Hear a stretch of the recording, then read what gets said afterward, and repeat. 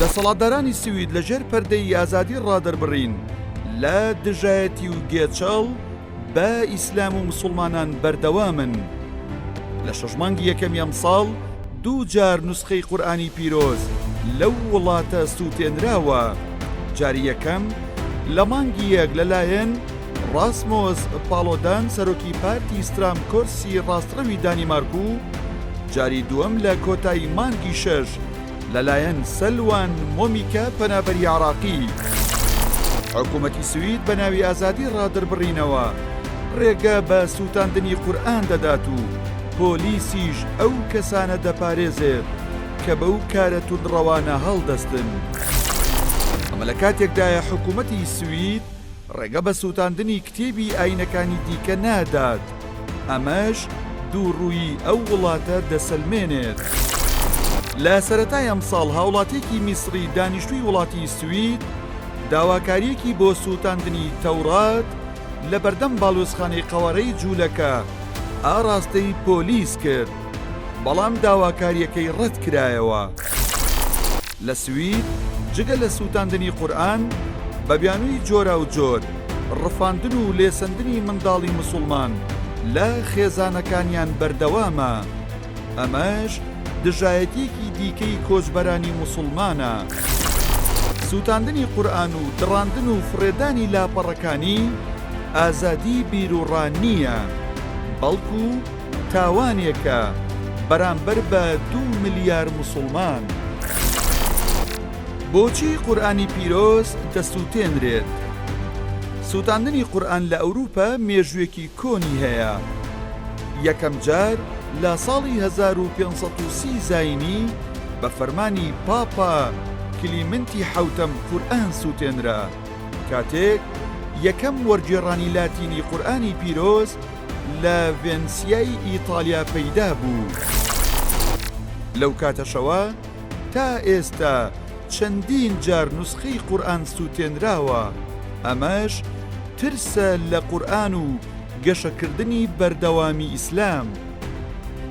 وڵاتانی ڕۆژئاوا باش دەزانن لە قورئاندا هەموو شتێک دەدۆزنەوە کە پەیوەندی بە مرۆڤ و حکومڕانیەوە هەیە. پەیامی قورئان خاوەنی هەموو بنەماکانی شارستانیەت و بوژانەوەی فکریە. وڵاتانی ڕۆژئاوا و ئەوروپا لە ئیسلام دەترسن، چونکە ئاینێکی جیهانیە و بەردەوام لە گەشەدایە و کەسانی ناودار لێکۆڵینەوەی لێ دەکەن. سووتاندنی قورئان ڕەفتارێکی توندڕەوانە و ڕقە لە ئیسلام و مسلمانان. ئەم ڕووداوە تاوانکاریە، نەک ئیسلام لاواز ناکات، بەڵکو وا دەکات خەڵکی مسلمان لێکۆڵینەوەی زیاتری لێ بکەن.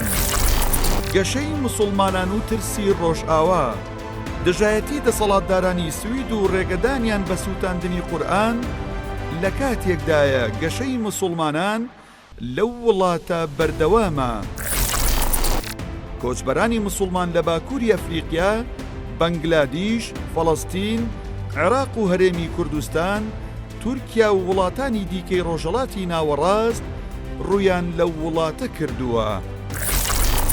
بە گوێرەی ئاماری ناوەندی زانیاری سوید، ژمارەی مسلمانانی سوید لە ساڵی 1966 تەنها 1000 کەس بووە، بەڵام لە ساڵی 2023 گەیشتوتە 875,000 کەس و لە 8.5 دانیشتوانی ئەو وڵاتە پێک دەهێنن.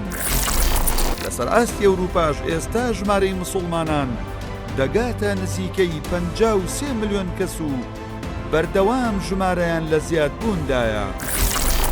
بەپێی ئامارەکان، ئاینی ئیسلام دووەم گەورەترین ئاینی جیهانە و خێراترین ئاینیشە لە ڕووی گەشەکردنەوە. ژمارەی مسلمانانی جیهان 2 ملیار کەسی تێپەڕاندووە و نزیکەی لە 125 دانیشتوانی جیهان پێک دەهێنن.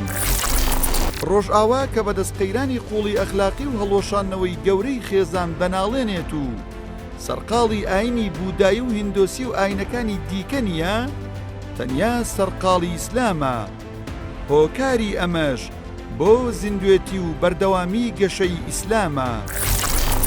کاردانەوەی مسلمانان و وڵاتان بەرامبەر سووتاندنی قورئان، هەڵوێستی دەسەڵاتدارانی ئەو وڵاتانەی زۆرینەی مسلمانن بەرامبەر سووتانی قورئان زۆر لاوازە.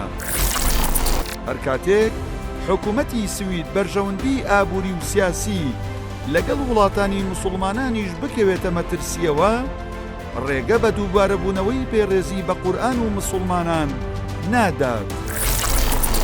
وڵاتانی زۆرینە مسلمانیش دەتوانن چەندین ڕێوشوێنی بازرگانی وەک بایکۆت یان ڕێوشوێنی سیاسی وەک بانگێشکردنەوەی باڵوێزەکان یان بڕینی پەیوەندی دیبلۆماسی بگرنە بەر.